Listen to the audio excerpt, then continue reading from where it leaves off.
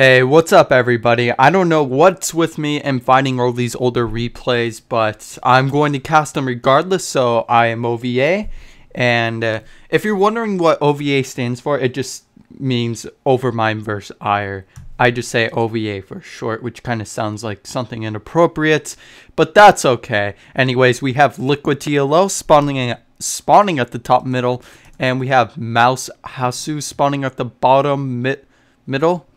So anyways, this is going to be on the map Metalopolis, and this map is still in Season 6 or 7. Is it Season 6 or 7 Starcraft? I cannot remember for the life of me, but I believe it's still in the map pool for 1v1. And this is just the map that's been here since forever. It's part of Starcraft history, and it's an extremely balanced map. I love this map to my heart's content. So anyways, enough about me. Let's just talk about what we are going to possibly see on this kind of map. So LiquidTLO, or I'm just going to call him TLO for short, he could possibly go for some really nice MMM, which is like what 90% of Terran players go for, which stands for Marine Marauder Medevac. And basically he can just use his, drop something. He could basically use his medevacs to harass the Protoss base. He could just drop in the gas area, and it's going to be up to Hasu to put up a pylon over here, so that way he could scout out when the Protoss players moving out with, when the Terran players moving out with medevacs and all that other good stuff. And basically, he's going to need to spread out observers all over the map, so that way, and keep control of the watchtowers. It's going to give him nice map control, and it's also going to allow Hasu to know when the Terran players moving out. And TLO, it's just going to basically be up to, as you can see from the replay timer, I can't actually put this down. It's going to be a 45-minute game, and boy, I'm going to be tired after casting this. Oh, I'm sorry I cannot put this down. I can't also use the other tricks that I would love using, like doing Control W, which will basically put all the things down. So this is one of those older replays, but I don't mind casting an older replay. These are a part of epic Starcraft history, plus like over 70,000 people downloaded it.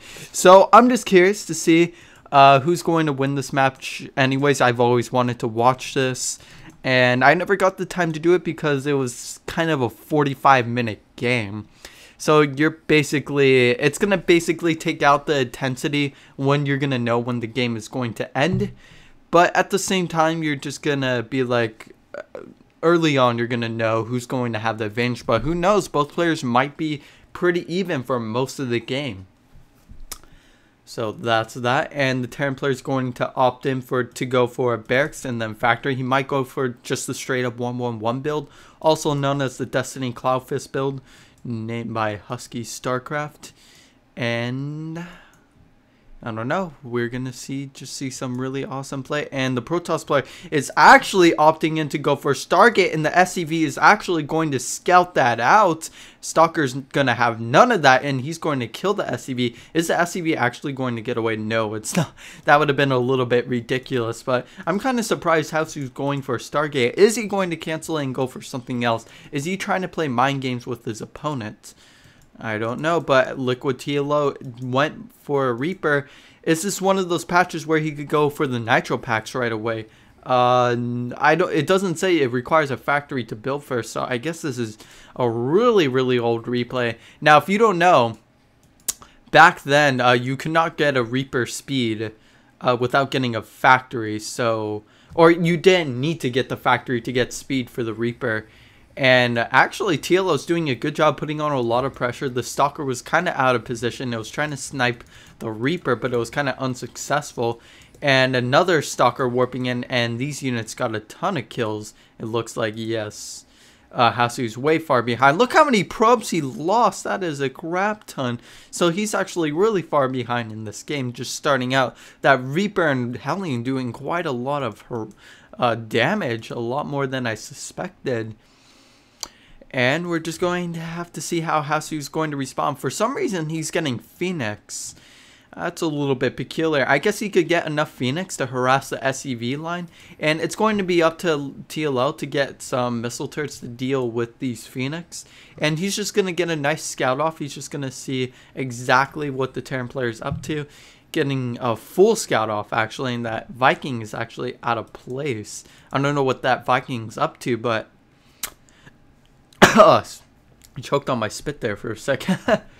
And he's actually going to start harassing with these Phoenix, take out a few SCVs to try to catch up in any way he can. And keep in mind, he could keep these Phoenix later on with this army, and they're going to prove very valuable in the later game composition. He might actually be able to snipe a medevac if he's lucky. And is he going to be able to? It's getting pretty close. He might lose a Phoenix as a result of it. And for some reason, he put some SCVs in there. But it did cost him 1 Phoenix, almost 2 Phoenix to kill off that medevac. But I'm not sure if it was entirely worth it because it cost, what, 150 minerals and 75 gas to get a Phoenix, while it cost a medevac 100 minerals and 100 gas, something like that. And for some reason, he has 2 Marauders in this medevac. But hey, I don't judge. And we have a random Hellion here. It just has map control. It's obviously the reason why it's denying the expo of Hasu. And I'm just wondering, what is Hasu going to respond to this? Now, he hasn't caused enough pressure. He might actually lose this Phoenix if he's not lucky. But that's not going to happen. Does our turn player have stim yet? No, he does not. He's actually been just opting to get these Vikings, and holy crap, I did not mean to do that. No, this is actually a pretty slow game right now, and you're probably bored to death right now because nothing's really happening. I'm just going to kind of speed it up a little bit, so that way, and then I'll slow it down when we get to the interesting parts. This is going to save not only my time, but your time as well, and just cool beans right now. And Hasu actually does take my advice and put the pylon over here, so that way he can scout out when the Templar is going to do drop. No sneaky drops are going to get by on his watch. And we're just basically at that part again where he's going to research Blink. And the Templar's getting engineering base, so that way he could put missile turrets all around his base to deny those Phoenix. And right now Hasu has map control. And how is our awesome Terran player TLO going to respond to this? Well, if he's going to get a missile turret, I guess he's a little bit worried about either Dark Templars or that Stargate pressure. And I really want to see Hasu just come out with carriers or something really epic. Something that'll just kind of blow my mind. And we do see TLO coming out with a macro command center. Is he going to move this out eventually? He's actually getting siege tanks. The counter to siege tanks are obviously immortals. And we're probably going to see that. No, he's getting a Templar archive. Does he even have a robotics facility? No, he does not. And I'm just really curious what Hasu is doing. He's getting an expo over here. What? I guess he's trying to confuse his opponent or something like that. And he's getting a nice full scout off again with this Phoenix. And actually, this is kind of an interesting game. What the heck? We see a battle cruiser. How did I not see that on the productions tab? How is Hasu going to respond to this? Well, he's getting Templar archives, and he might just feedback on the battle cruisers because they do accumulate a lot of energy over time. And he did research the Yamato cannon, and he's just going to research that, however you pronounce that, upgrade. And he's trying to be as protective as possible. So he has a battle cruiser, he has 2 bunkers. And the counter to battle cruisers, you could actually just get stalkers because they do bonus damage versus armored. So I like this play out of TLO. He's just trying to be a little bit innovative, trying to come out with something pretty epic. And I don't blame him. This is actually a pretty cool build that he's doing. And he's going to get an armory to back that up. Not to get Thors. Well, that actually be pretty cool if he actually got Thors to back up his battle cruisers. He would have the 2 ultimate Terran weapons from the artillery. And basically, he's most likely just going to use his armory to upgrade his battle cruisers, and the Templar's going for 3rd base. He might actually lose his battle cruiser if he's not lucky, and he does lose it, which is actually quite a huge deal. And just like that, the Protoss player is back in this game after losing that many probes at the beginning of the game. As you remember, or as you recall, he did lose quite a few probes. He lost like 20, something like that. And I'm just at the huge habit where I'm exaggerating the time and all that other good stuff. But Hasu is in a pretty good position right now. He's kind of accumulating a lot of chrono boosts, but that's okay. He knows exactly what he's doing. These storms actually doing quite a lot of damage to feedback, all that other good stuff. And he's actually able to push this back, and he did kill quite a few stuff. There weren't just enough stalkers. Were these stalkers upgraded? Yeah, +1, but how are the Terran upgrades going 0-0? And I guess he can't really afford the upgrades because he's going for battle cruisers, and that's going to be costing a lot of gas, and he's getting tanks. He went for the upgrades at the fusion core, so that way he can make his battle cruisers do Yamato cannon. And I'm not sure if that other upgrade that he was getting, which would basically start off with the battle cruisers with more energy, I'm not sure if that was a good idea. And the reason why I think that is because he Hasu opted in to get Templars, and they could just feed back those battle cruisers all day, because he could just wait, feed back the battle cruisers, come back later, feedback. But at the same time, TvP can just keep repairing the battle cruisers, and he should really siege these tanks. And he might actually snipe battle cruisers, would be kind of a big deal. But at the same time, the snowball effect is happening, and TvP is going to need to expand as soon as possible and grab this gold, because right now Hasu's on 4 base, and at the same time he's only on 3 base, and Hasu's going to be accumulating a ton of minerals, and he's actually getting pretty close to maxing out. But I don't know how the Terran player's ahead in army. I guess he's just killed more units in general. Excuse me. Yes, he has. So that's how he's been able to stay slightly ahead, but that's not going to happen for long. And he actually did lose something, not that big of a deal. And he's actually going to go for a carrier, so we're just going to be seeing an epic battle between both of these players.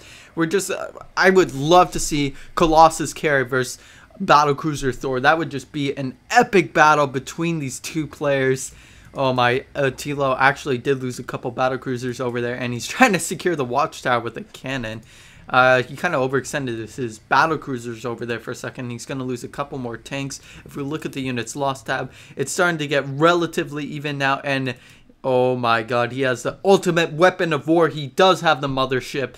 So this is just going to make the Protoss army that much stronger. And I felt like he was just trying to free up supply to get as many carriers as possible, to get the mothership, to mix in a few void rays. And TvP actually getting a Raven. I think this is a really good play on his part, because he could just drop down a bunch of point defense drones. And he does have Ghost. And we're just going to slow down the game here for a second, because we're kind of at this epic part where he's trying to attack with carry, stalkers, and Templars. But at the same time, TvP does have really good positioning. He's going to get a couple missile turrets to be able to do some extra DPS and absorb a little bit more damage. These siege tanks really paying for themselves, getting 7 kills. Good golly, you never see tanks get that many kills in a PvT. You would see tanks get that many kills in a PvZ, but if this tank has definitely paid for itself, let's just put it that way. And these missile turrets are going to be able to detect, because the mothership makes the whole entire Protoss army invisible, so he's most likely going to want to kill these missile turrets, so that way he can make his army invisible once again. But at the same time, the Terran player can just scan all day long, and he's going to use a vortex. He's sucking in all those SCVs, and these Marines are actually going to pay for themselves right about now, killing that mothership, taking those units out of invisibility. And he's going to be able to snipe a few carriers, which is actually kind of a huge deal. He does snipe another carrier. He needs to back up these Marines.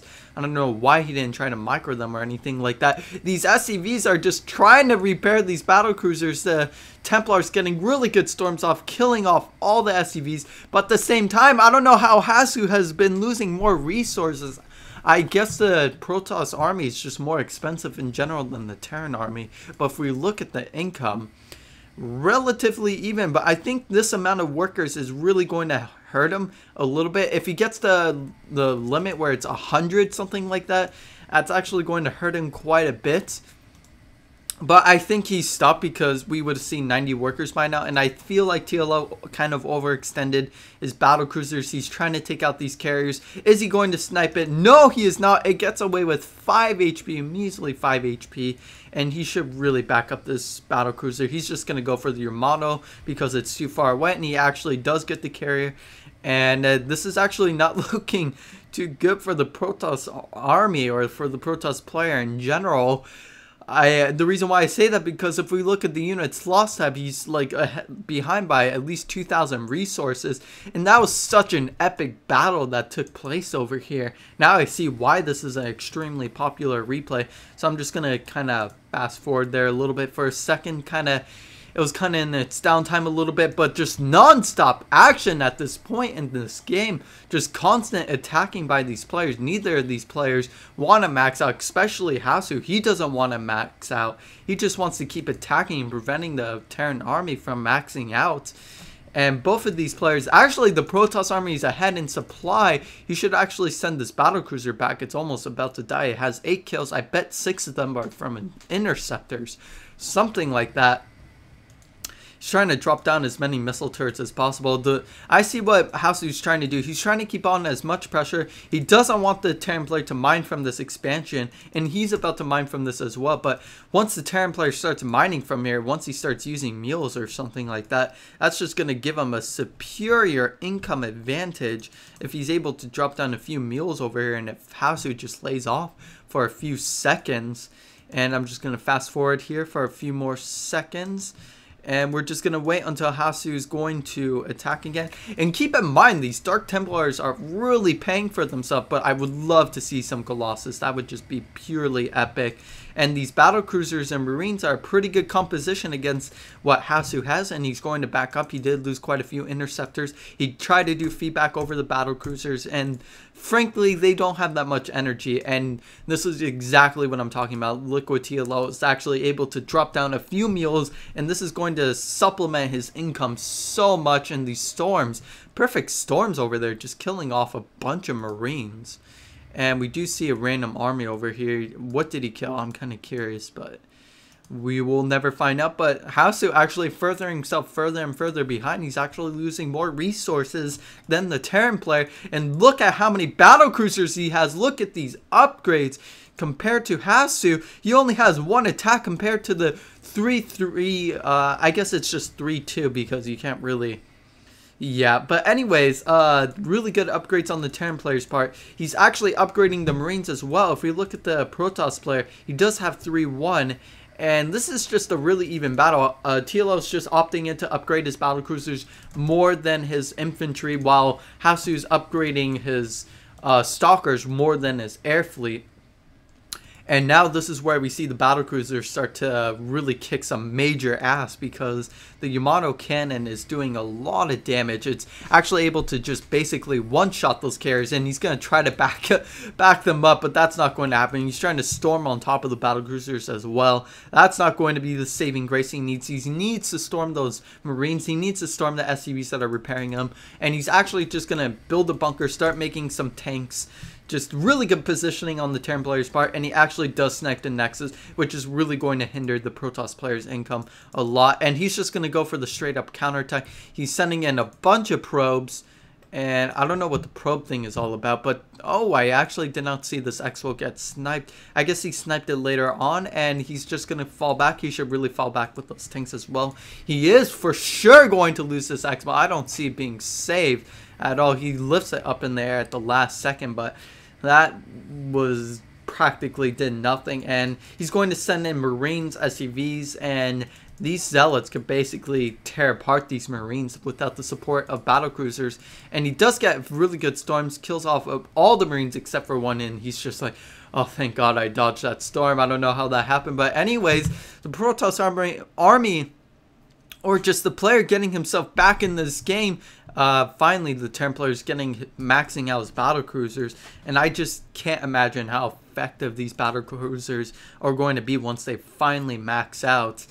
And wow, this game is really epic, and this is just coming down to the point where the Terran player is going to need to use all his SCVs to repair his battlecruisers, but at the same time, he might run out of gas. And if that happens, that's not a good scenario. And he's actually going to be able to kill another carrier.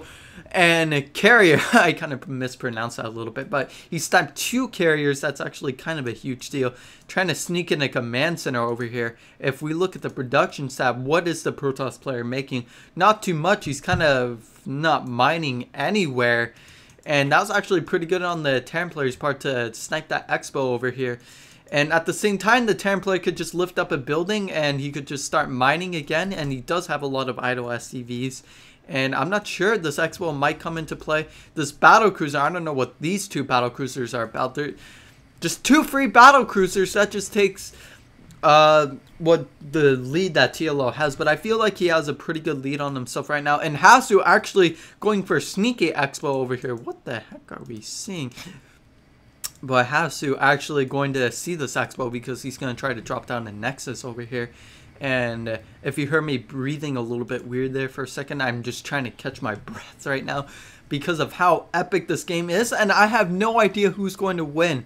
The Terran player, it seems like he does have a slight advantage, but these feedback going over the battle cruisers, they're not going to be able to Yamato-kin the carriers. And wow, I cannot just say how many times this game is so epic.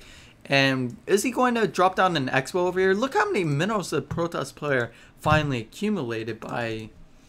I don't even know how he got so many minerals, but at the same time, he doesn't have that much gas, so he can't really remake his air fleet, so it's not that big of a deal.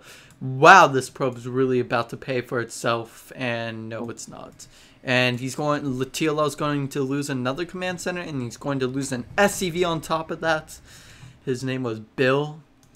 We will always remember Bill for how epic he was for building that command center.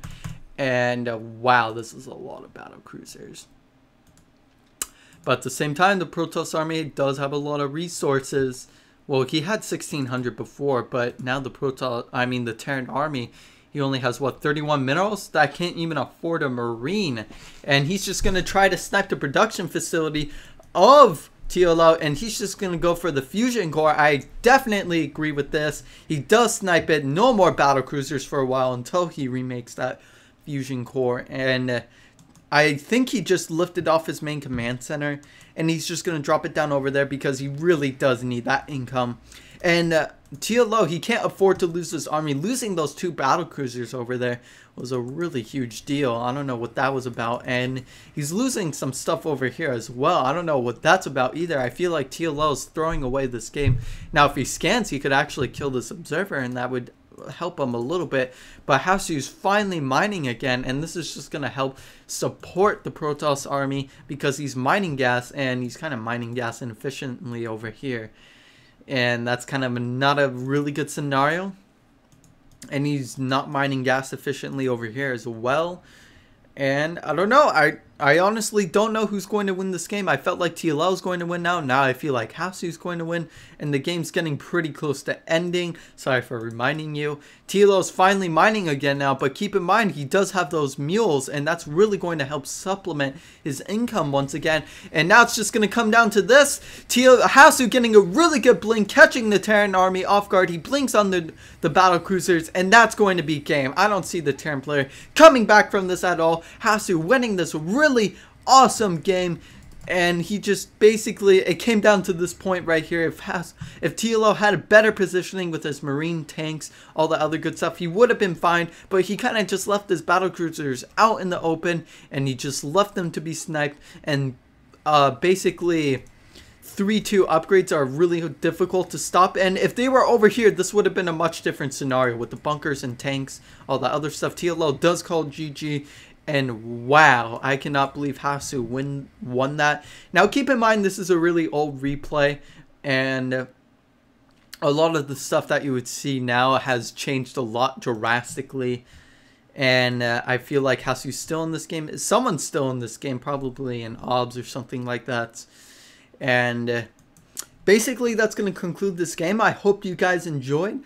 Now, if you have any suggestions on how I can improve my cast or something like that, I would extremely appreciate it so much if you could tell me how I could improve as a caster. And I love you guys, and I'll see you next time.